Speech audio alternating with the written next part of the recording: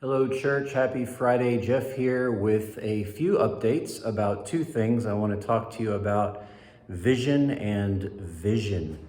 I first going to just give you guys an update about what's been happening with me. Many of you guys know I've been under the knife for a while, and pardon my appearance, I am just coming off of surgery. And the second thing I want to talk to you about is some things happening in the future of our church, which will be pretty big and wonderful.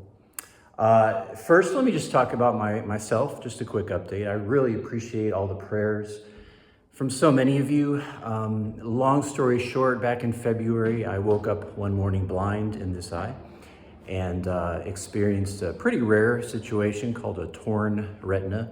It was severe and went through, to this point, 7 surgeries to try to repair my vision. And you read about like 99 point blank percent and then 0.02% get complications. Well, I am that individual who gets those complications. And it's, I've had 7 surgeries in 6 months, and 3 of those, number 4, 5, 6, and 7, were in the last week.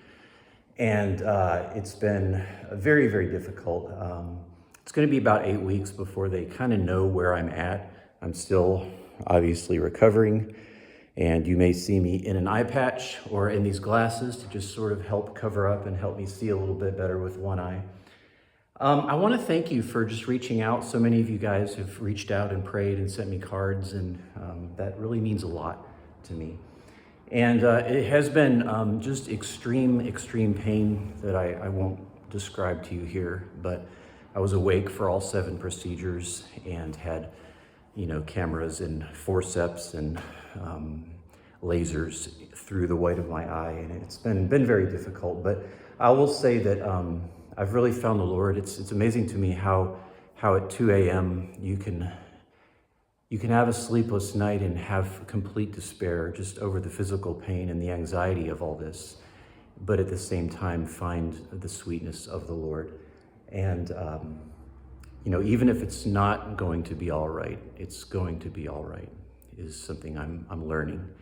And the sovereignty of God and surrendering to that in a fresh way. So I thank you again for your prayers and your patience in this time. I have not been as available as I wish I could be, but it's time to take care of myself a little bit.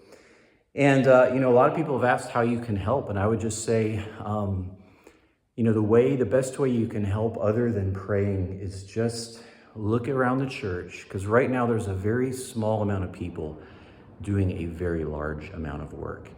And that needs to change as we go forward. And let that be an encouragement and a challenge to us. And let me talk now about vision number 2, which is our church. And just to start, and say, just to remind everyone and myself of why we started this church. We started this church because I had a life-changing encounter with Jesus. And I've never seen, my job as a job or a career or a ministry. I've seen it simply as just wanting to invite as many people as possible to experience the love of God the way I did. And that's why we started the church. That's what it comes down to. It's not so I can preach. It's not so I can blah, blah, blah. And it led us where we are now. It led us from our home to a store, to a daycare, to a storefront, and now to this building. And we're in a place now where as we look at the next season, it's so funny because some folks have said, you have this vision and yet your vision's been taken. Is that Satan? That's certainly biblical. I'm not going to say that. To me, it doesn't matter. What matters is that the Lord gets glory. We have, that's my vision. It has been and it continues to be.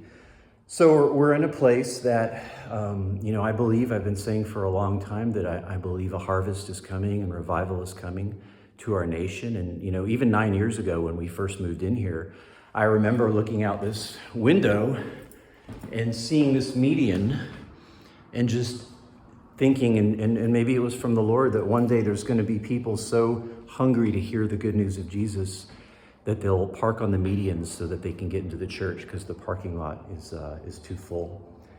And so for me, I think we've seen trickles of that, and I think there's more coming, I hope, in my lifetime. And I want to create and continue to create more of a space for that to happen here at our church. So we've talked about this, and I'm giving you an update now that, in the past we have the unused property that we call Zombieland next to our building. It's 10,000 square feet of dilapidated real estate. And at first we were talking about renovating that and trying to make something of it, but we've realized as we've been talking to contractors and bankers and real estate people and just praying through it over the last 6 months that that's really not cost effective. The better way to do it is just demolish it and start over. So I'm going to show you what we're going to be doing. We have 2 stages, as it were, coming up. And the first stage is to demolish that building. And you're going to start seeing in the next few weeks, hopefully, as things go the way we planned, some trucks over there just knocking that entire thing down. And we're taking a small loan to fund that. And we're also going to be taking a special offering in November to help fund that I'd encourage you to pray to be part of, and we'll be talking about that more in the coming weeks. And so what that's going to look like, here we have our plot, and this is our building where we're meeting right now. And this is the other one. There's the tree, there's the pavilion. And this entire section is going to go away. And what we're going to do at first is we're just going to basically turn that into parking and traffic. And the goal is that we would then have a one-way flow of parking with more, with more parking over here, some landscaping and a fence. And so that's going to be the first thing. That's going to happen in the next, 1 to 6 months. You'll see all that happening. And again, that'll be phase 1. And then phase 2, and this is something that is going to be a longer vision. Could be a year, could be longer, could be 5 years, I don't know. But what we want to do is we want to build a newer and bigger sanctuary. And what that would look like would be a second building, perhaps here. Maybe even here, or we're even talking about over here. But it would be a good 150% or larger than our current building.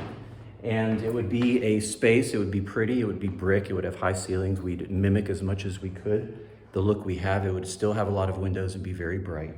And we, at some point, that's phase 2, is we want to build a larger sanctuary. And then that would turn our current sanctuary into a really neat multi-purpose space where we could do VBS and youth stuff and training events and outreaches and meals and all those kinds of things that we do that we really kind of have to share the sanctuary with now. So that's the long-term vision. And this is, again, when this happens, I don't know. It's going to require money. It's going to require volunteers. But let me end this video and just say this is what we need to make this happen. We need prayer. We need contributions. And again, we're going to take a special offering to help toward this. And then finally, we just need help. Our church is really, really, really special. And I've been doing this for 25 years. I don't think I can keep going at the pace that I have. I'm going to run out of steam. I need help. We need help. As I said earlier, there's a small group of people doing a lot of things around our church. And in order to go to the next place and make room and make a bigger table for more people, we're going to need more help. And so I'm praying, Matthew 9:37, it says the harvest is plentiful, but the workers are few, and pray that the Lord would send workers into his harvest. And I really, really believe that he's given me that prayer. And so when all this happens, it's going to depend on a couple things. It's going to depend on money. Again, you're going to see phase 1 happen immediately, but phase 2, it's going to depend on things. But I just want to encourage you as I close this, just consider the harvest. Consider the harvest and consider putting first the kingdom of God and what that might mean and how you can be part of that in your local church here today. Keep praying. You're going to hear a lot more about this. We're going to have meetings. You're going to hear talk on Sunday morning. There's going to be a lot of things leading up to it. But in the meantime, those are my 2 updates, vision and vision.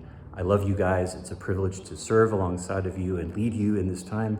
Even in my feeble state right now, I'm going to do my best. And I hope this finds you well. Thanks for watching to the end. And God bless you. Peace. I'll see you soon.